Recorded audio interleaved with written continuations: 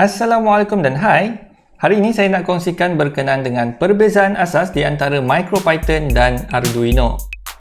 Hey, jangan lupa like, share, subscribe, tekan loceng dan terima kasih di atas sokongan ini.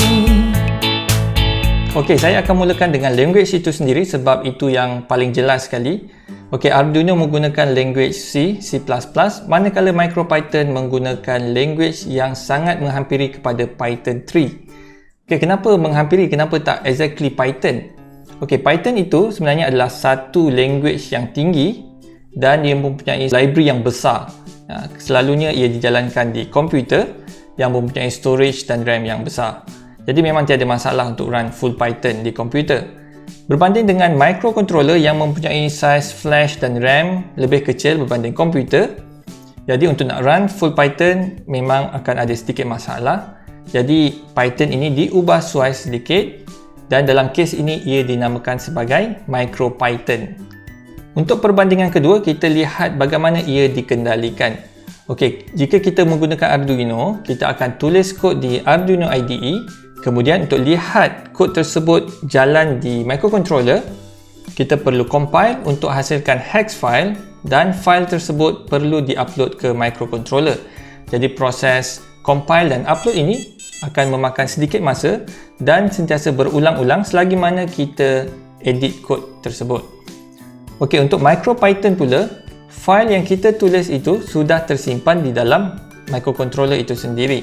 Jadi kita hanya perlu save dan run untuk lihat hasilnya. Jadi ia tidak melibatkan proses compile untuk menghasilkan hex file dan juga upload seperti di Arduino. Okey, seterusnya MicroPython ini memerlukan saiz flash dan memori yang lebih besar.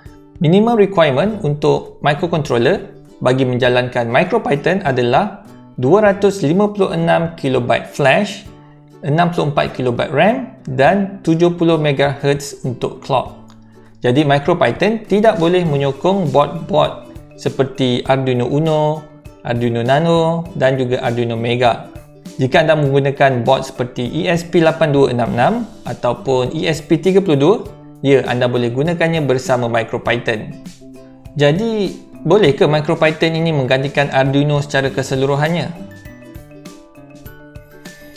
Okey, kalau kita lihat pada language itu sendiri, Python adalah language yang lebih tinggi berbanding Arduino yang menggunakan C, C++. Jadi semakin tinggi language tersebut, semakin mudah untuk kita pelajari. Tapi jika kita lihat pada community, untuk waktu sekarang Arduino mempunyai community yang lebih besar. Jadi bila community itu lebih besar, lebih mudah untuk kita dapatkan contoh-contoh program dan juga library untuk kita membina sesuatu projek. Community MicroPython, saya boleh katakan ia dalam fasa growing, sedang membesar sekarang ni, dan anda sebenarnya masih boleh dapatkan contoh-contoh coding di internet, tetapi tidaklah begitu banyak seperti Arduino. Saya secara peribadi sedang mencuba dan belajar berkenaan dengan MicroPython ataupun secara umumnya Python untuk microcontroller secara lebih menyeluruh. Kerana saya fikir tak mustahil satu hari nanti Arduino ini akan dilihat sebagai satu language yang lebih teknikal berbanding dengan MicroPython. Okey, seperti apa yang berlaku 10 tahun lepas di antara Arduino dan PIC. Jadi sampai sini dahulu, saya Idris daripada Cytron Technologies. Terima kasih kerana menonton.